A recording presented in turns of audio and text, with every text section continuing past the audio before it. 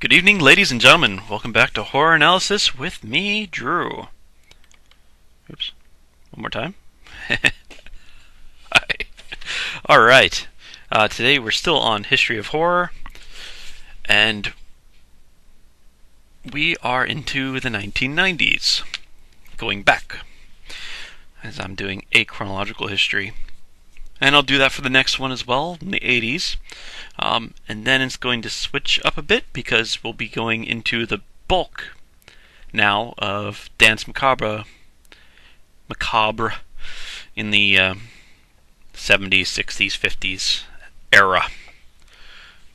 I'm using this version, of course. There we go. So you can read all the words. This one we're still going over a bit today because we have the essay What's Scary?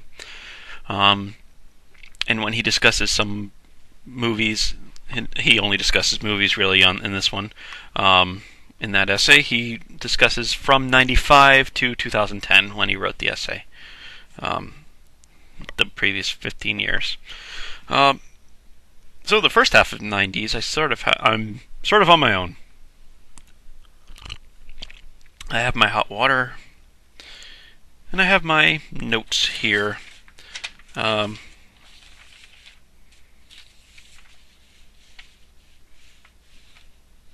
Yes, as I said, I'm also using the video by Josh Howard on YouTube, the philosophy of horror video that he does. It's useful for some of the history stuff, and I do appreciate it for some of the history stuff because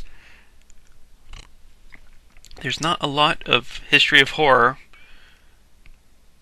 out there, so it's helpful to have as much as he has. He calls the 80s and 90s, which I don't know why he combines them together, but I think they do fit together. New slashers and sequels and vampires. Later 90s, beginning of the beginning of the zombie era, which of course I talked about last time.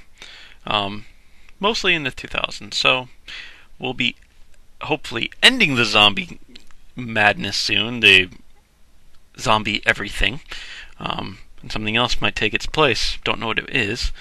As I discussed last time, a lot of the zombie hoopla, a lot of the appeal of the zombies for the post 9/11 world is seeing people trying to destroy your way of life in an unthinking manner, as relating to zombies, and not caring about death as relating to zombies. And you have the Republican idea, I suppose, since King sees horror as a Republican median, of we have to fight him over there, so we don't have to fight him over here. I think, King's quote is, "Beat him or bird him, the only way to stop him is put a bullet in the head and steer clear of the twitchers." Which is how Americans were viewing Muslim terrorists as well during the 2000s. But we're done with the 2000s. We're not really into zombies yet. We're into the 90s. And the 90s, according to Howard anyway, it's going to have a lot of slashers and sequels and a lot of vampires. And you know what? He's basically right. Bram Stoker's Dracula, the Dracula that has Gary Oldman as Dracula, came out in 92. Interview with a Vampire came out in 96. Why do I not have that on my list? I suppose I don't. What did he have? He had Interview 96. Fright Night was, of course, earlier. Lost Boys was in the 80s, and Fright Night was in the 80s.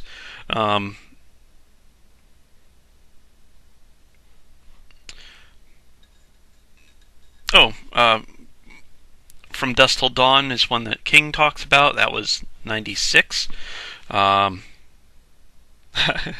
Bordello of Blood, the Night of Tales from the Crypt was in 96 as well. And essentially that's the same, they have the same plot. Um, two Tales from the Crypt movies. The other one was Demon Knight with Vin Diesel. Um, that was 95. A lot of... I will add to this list, I guess it started earlier. I guess it did start in the 90s, but the teen horror, well, it started in the 50s if you want to go back that far, but the resurgence from the 50s type of teen horror, you could say that the first Nightmare on Elm Street with Johnny Depp as the young Johnny Depp sort of pushed that forward again. But in the 90s, there were so many. There was the I Know What You Did Last Summer's 1 and 2. There was Scream 1, 2, 3.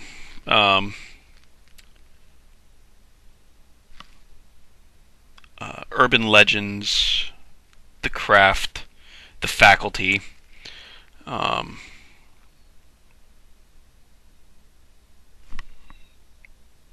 As teen stars in horror movies. And there's probably quite a few more that I haven't even thought of, but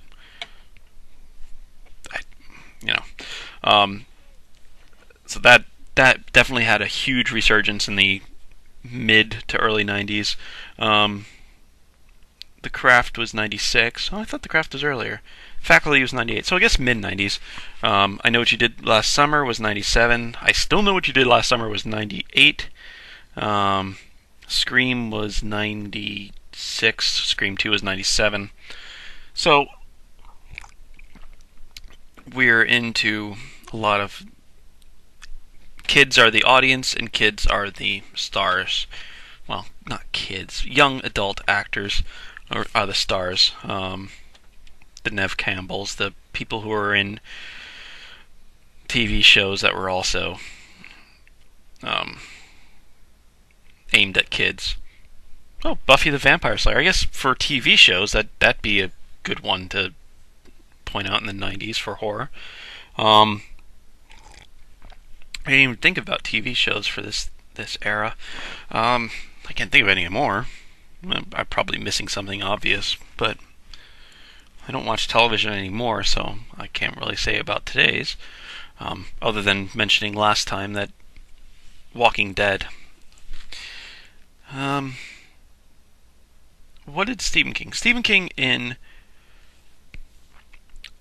What's Scary talks about the Blair Witch Project in some length, and that's 99. That had a huge influence on the 2000s. So I mentioned most of that last time. Pardon me. And it did have a huge influence on the 2000s. There's a lot of documentary style, or stylistically it had a lot of influence. Documentary style or Super 8 style, or handheld, amateur looking pieces to the film. And that's going to, I think that might continue even today, because camera phones. If you're going to have stuff on camera phones, if camera phones are being prolific, then horror movies are going to make use of something being caught on a camera phone. That's just a story waiting to happen. Movies that he talks about during this time, I've mentioned some of them already. Of course, the vampires, because From Dusk Till Dawn is one that he mentions and talks about and enjoyed for the last 15 years, from 95 onward. Scream was another one that he enjoyed, which is also part of the slasher genre. That's 96. Mimic was one that he talked about, and that's one of Guillermo del Toro's first English-speaking movies. Mira Sorvino, a few other people. Oh, Event Horizon was one that he mentioned, and that was very frightening, very haunted spaceship. Very creepy. Pi is one that he mentions more atmospheric than horror. Creepy atmosphere. P-I, Pi, not P-I-E. Deep Blue Sea, which was, for the Jaws types, super sharks. He says that he screamed out loud when a shark bit Samuel L. Jackson in half. And he likes movies that make him scream out loud. Stir of Echoes, he mentions. That's a Matheson being put into film starring Kevin Bacon. I'm not sure I don't remember who the director was. I actually didn't care for it myself. I guess it's a matter of taste. I'm usually scared of ghosts, and this is a ghost movie that didn't scare me. So, and it doesn't take much to scare me as far as ghost movies. I'm usually pretty friggin' frightened. And that one didn't do it. I don't know why. I can't tell you. And then going into the 2000s, that's all he mentions really for that. Other ones I found, Frighteners is kind of a horror comedy, but it was kind of frightening. Jake Busey as the Reaper guy, who it's a ghost that can kill ghosts and people, so that's kind of frightening. Serial killer takes over the power of the Grim Reaper. That's kind of cool. Michael J. Fox was the main on that, main star. Jake Busey was the bad guy, but he was kind of not. He wasn't Jake Busey for long. You saw him as this Reaper thing, and that was kind of it was good special effects. Who was the? I think it was Peter Jackson, actually. Candyman was 92. I guess that is a supernatural slasher.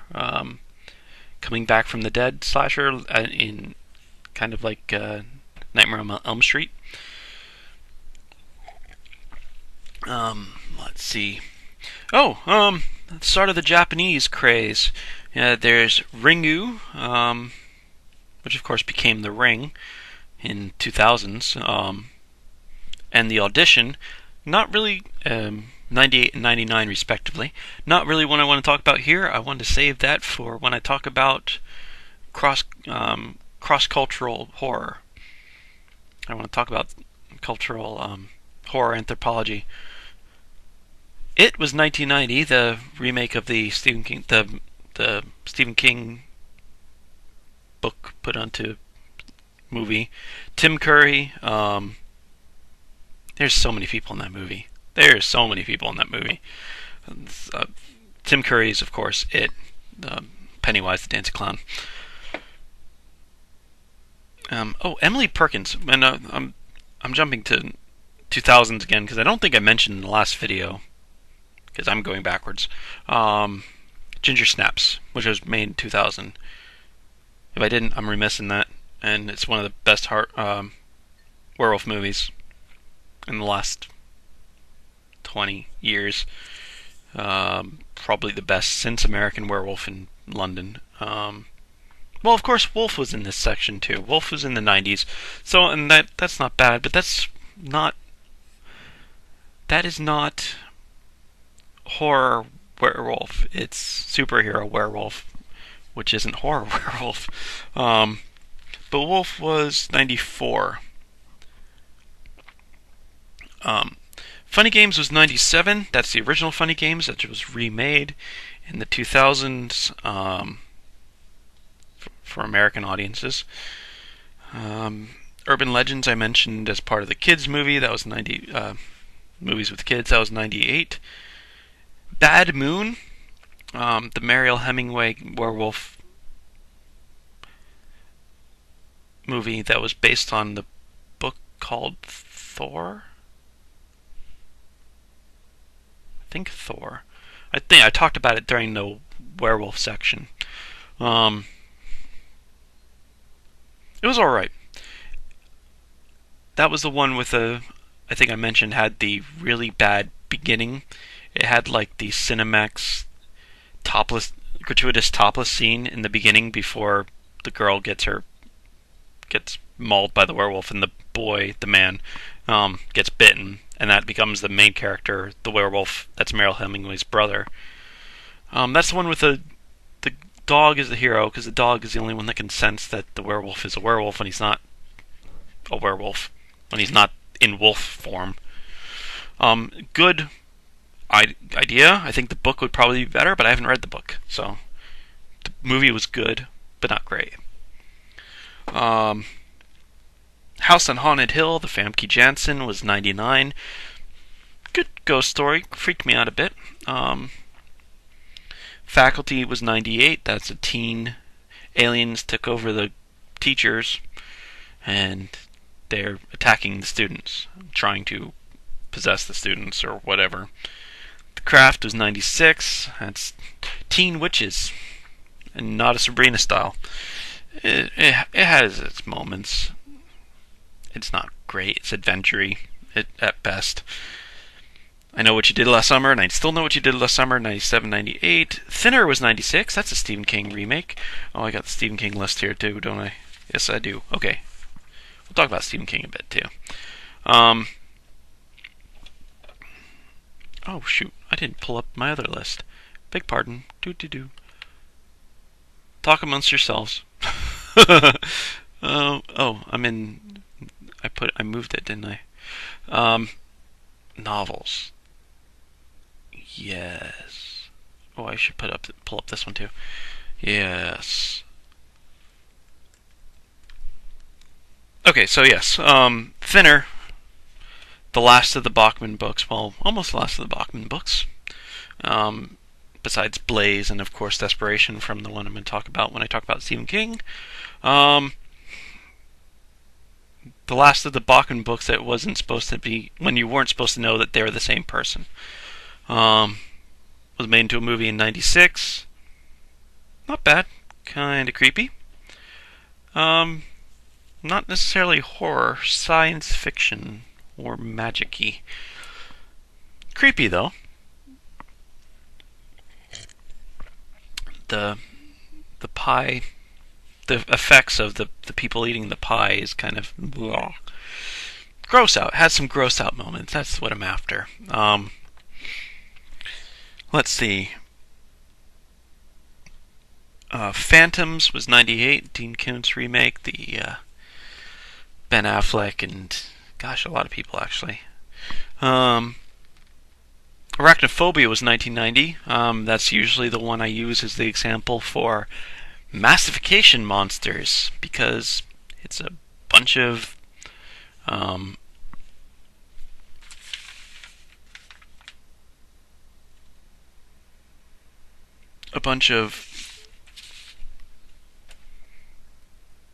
spiders working together to, or sort of working together, just so many of them, to take over a town or whatever.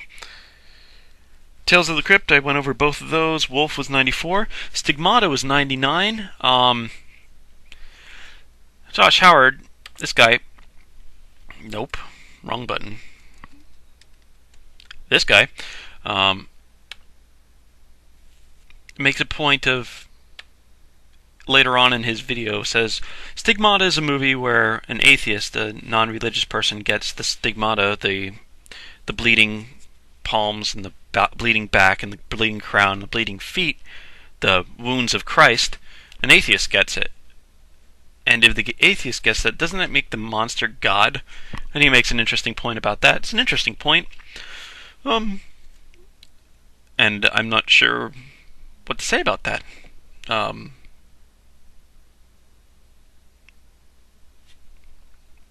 It's an interesting movie. I don't know how much highly I'd recommend it. I don't know how highly it actually counts as being horror. It's got some creepy elements to it. It doesn't strike me as horror, and I don't know if that's just because I'm buying into the Noel Carroll thing about the the Noel Carroll thing about what a monster is, because God, you don't equate God as monster, whether you're an atheist or not. And The Haunting, and that's 99 as well. That's Catherine Zeta-Jones. That was, as far as CG goes, that's very creepy. I remember watching that at the same time I watched Blair Witch. Blair Witch creeped out my dad and my stepmom, and The Haunting creeped me the heck out. Like, I was okay with Blair Witch. It didn't bother me. The Haunting just freaked me out just because the special effects got in my brain. And it was great special effects. Plot-wise, it's supposed to be The Haunting of Hill House. It's not. It fails, because Haunting of Hill House, of course, is a fantastic, in the Todorov sense of the word, and this one isn't. It's obvious ghost. It's alright. I'd recommend it, because it's creepy. I think Luke Wilson, one of the Wilson boys. Luke Wilson?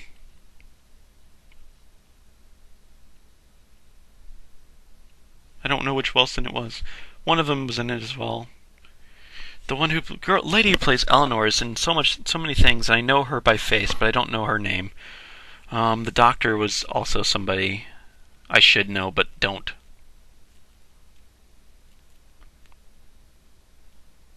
I'm not going to think of it. Sorry.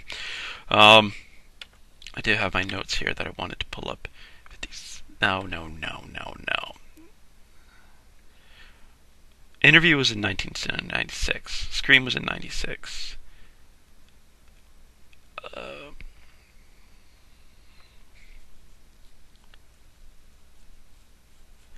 Misery was in 1990.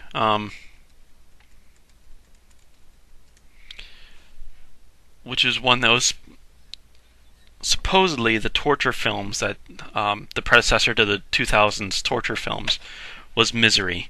I don't know if you could say that. I guess Urban Legends was also that sort of thing. But I don't know, it's kind of difficult to say where does slasher end and where does torture begin. If you have the slasher films in the 80s and 90s, and you have the so-called torture films from the 2000s with the Saw and the Hostel. Why aren't they slashers? Well, they don't do things quickly. I guess is that the only prerequisite? That's an idea to put out there. I'm not really sure about that. I'm gonna skip out. Switch notes. The other notes. Boom. Oh, here's my. And speaking of slashers, sort of Genius Perfected. I don't know when the movie came out. The book version of American Psycho, Bret Easton Ellis, came out in 96. Sorry, 91. Maybe the movie came out in the 90s as well. I'm going to have to go on IMDb, so talk amongst yourselves. Oh, I hate doing this. It's so unprofessional.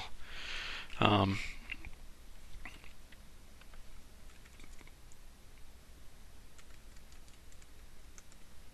can't spell psycho, apparently. Nope, 2000. Okay. Nope, I was prepared, really. So, as far as Genius Perfected, I guess in book form, you could say that Genius Perfected American Psycho as a Psycho movie. It's also fantastic because you don't know if he did it. I don't know if it beats Robert Bloch's Psycho, which is good. If you haven't read Bloch's Psycho, read Bloch's Psycho. In the 90s, you have what else?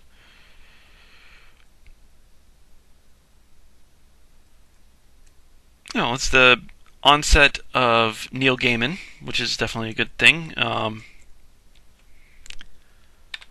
Not sure how much you could really class him as horror or fantasy, urban fantasy maybe.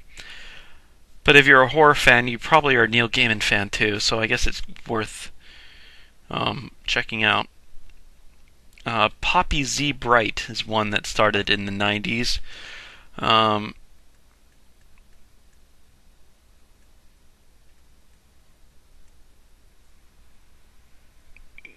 Not really someone. It's altering from the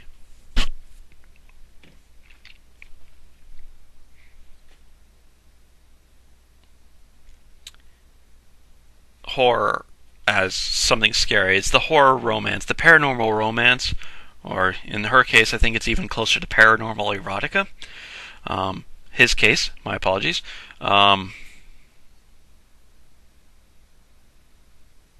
Or it gets that way. And then you go and that sort of ties into the Laurel K. Hamilton from the 2000s. Um, it's the predecessor of that. So Poppy Z. Bright. Um, yes, his stuff. Um,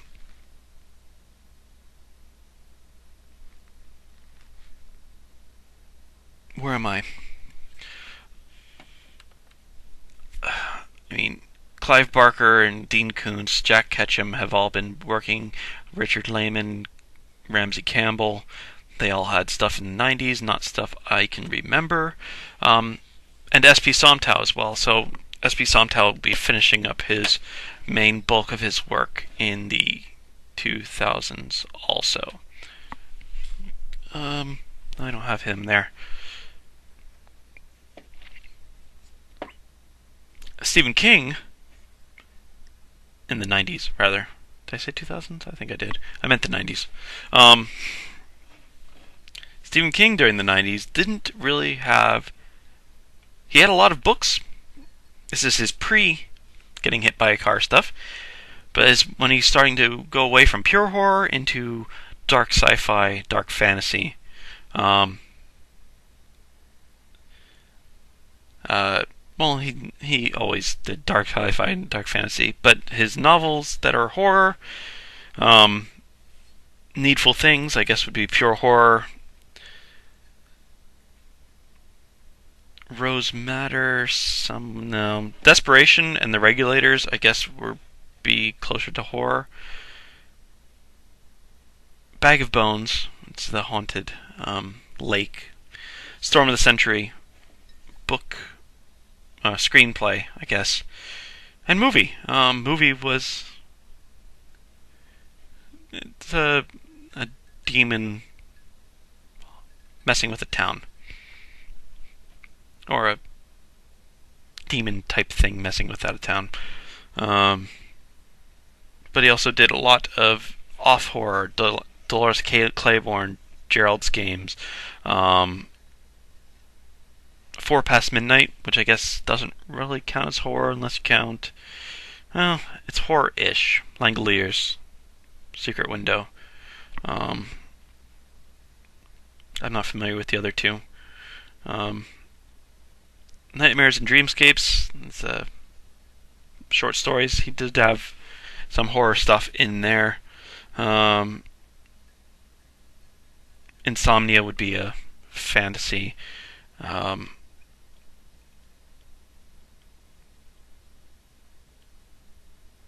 It's continuing The Dark Tower a bit. The Girl Who Loved Tom Gordon and Hearts in Atlantis are not what I would call horror. Blood and Smoke, containing 1408, which he really raved about in moving form in the 2000s. And Blood and Smoke was pretty good. 1408 was pretty good. What was the other ones? The Crazy Waiter who's killing people while he's at a dinner with his ex-wife. Not what I would consider horror pure, but suspense. Alright,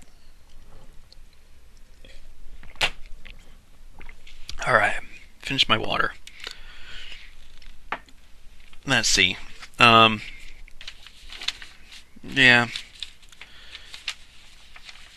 Definitely good stuff in there, but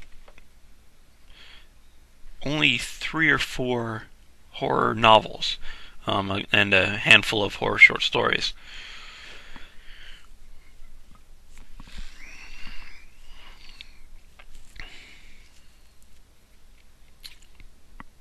I think that about does it. Next time we're going to the 80s, and of course we'll be going further with Josh Howard's here, and of course his, I'll pull up the 70s one to show you what's influencing the 70s, the 80s by the 70s. This is the really, as far as novels go, then we're going to go into Clive Barker, we're going to go into Dean Koontz, we're going to go into S.B. Somtow, when he's really popping out. There's a lot of good stuff popping out.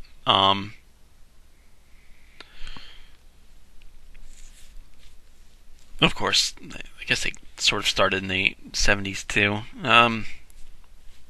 But the bulk of their stuff is going to be in the 80s. And then, of course, they're continuing on in the 90s and today. Both of them. And, of course, this is the 80s will be the heyday for Stephen King, which will have, your... Where am I at? Here we go. From Firestarter, Cujo, Running Man, Creepshow, Different Seasons, Pet Sematary, Cycle of the Werewolf, Talisman. No, that was post. That was the sequel to the Talisman was in 2000s. If I didn't mention that, I should have. It's not really horror though. It's good fantasy. Peter Straub also. Peter Straub, of course, is going to have stuff during the 90s as well. I don't remember which ones. Sorry. Thinner is the book form of Thinner. Skeleton Grew. Oh, some Bachman books in the 80s. And It in the 80s as well. So definitely some scary stuff in the 80s for King. I'm going to go over, of course, scary stuff from Barker and some of the Koontz. And then we're going to go with the 70s. We get to start playing with this again for his history. Yeah. Well, I gotta make a lot more notes.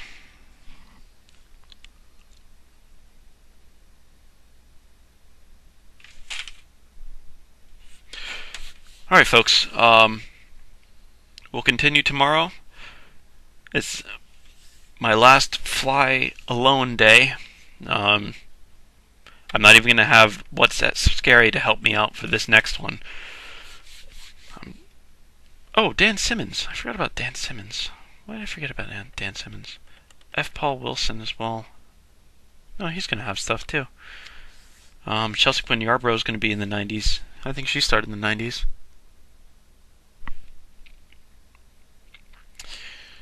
It's difficult to find stuff on novels for the 90s. When I did web search, I said, I went onto IMDb and asked for lists of the movies of the 90s.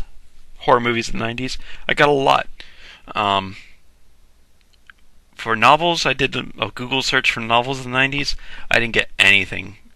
I got novels of the 90s, but not horror novels of the 90s. The closest I came was kids' horror novels of the 90s. I guess it's worthwhile to point out that kids' novels of the 90s really blew up. This is the Goosebumps era. This is R.L. Stine. This is Pikeman?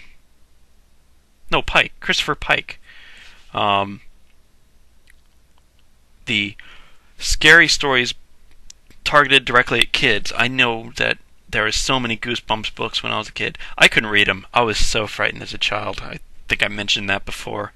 I could not read them at all. I was just terrified. But the 90s were full of them. I guess they started in the 80s. Probably Goosebumps started in the 80s. But, and I'm sure there's, of course, ghost stories that kids tell each other. Go back forever. Any Boy Scout in the 50s knew ghost stories, got told ghost stories by the campfire. Or the 20s, or the 10s, or whatever, how far back, I don't even know how far back the Boy Scouts go. And then and before the Boy Scouts still happened, they still told scary stories to each other. But as far as publishing, 90s was a big heyday for it. Of course, it's still, you can go into any bookstore now and still find lots and lots and lots of Goosebumps books and other scary books as well. Scary tales to tell by the campfire. I remember trying to read some of those when I was in the 90s, when I was a youngster, and it frightened me. I couldn't handle it more than one or two. No, it would be maybe the 80s, but probably not the 80s.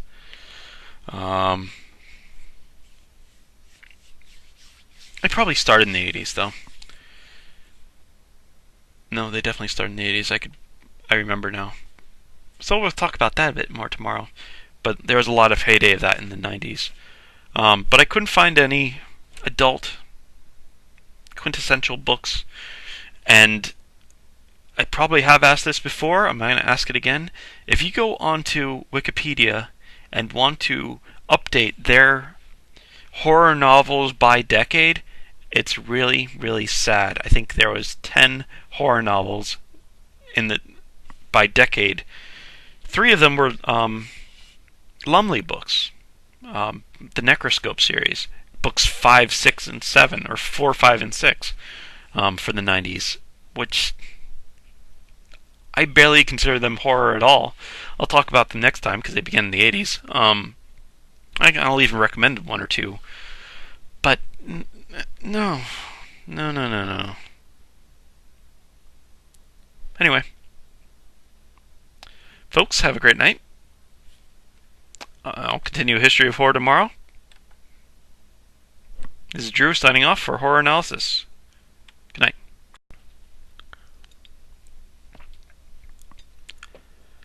Good evening, ladies and gentlemen. Welcome back to Horror Analysis with me, Drew. Oops. One more time. Hi. Alright. Today we're still on History of Horror. And we are into the 1990s. Going back. As I'm doing a chronological history. And I'll do that for the next one as well, in the 80s. And then it's going to switch up a bit because we'll be going into the bulk now of Dance Macabre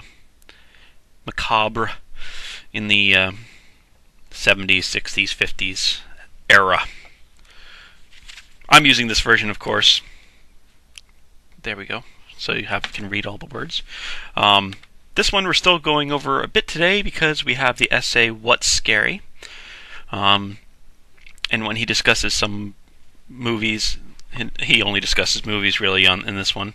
In that essay, he discusses from 95 to 2010 when he wrote the essay. The previous 15 years. So the first half of the 90s, I'm sort of on my own. I have my hot water, and I have my notes here.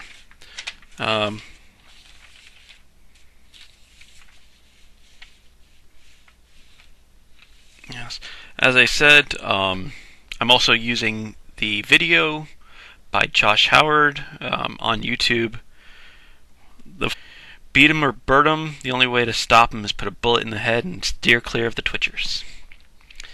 Which is how Americans were viewing Muslim terrorists as well during the during the 2000s. But we're done with the 2000s. We're not really into zombies yet. We're into the 90s. And the 90s, according to Howard anyway, it's going to have a lot of slashers and sequels and a lot of vampires. And you know what? He's basically right. Bram Stoker's Dracula, the Dracula that has Gary Oldman as Dracula, came out in 92. Interview with a Vampire came out in 96. Why do I not have that on my list? Zombie Everything. And something else might take its place. Don't know what it is.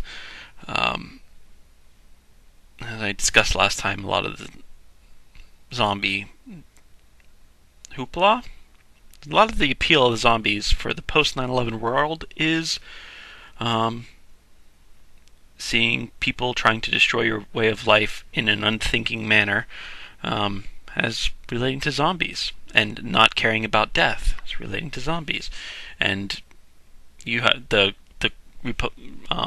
Republican idea, I suppose, since King sees horror as a Republican median, of we have to fight him over here, there, so we don't have to fight him over here.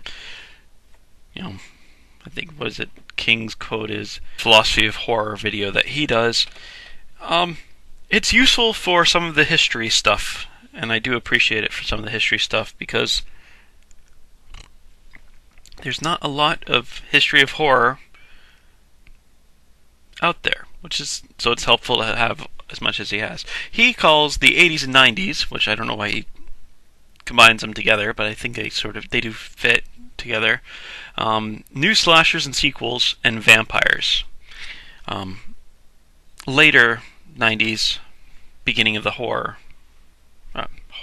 beginning of the zombie era,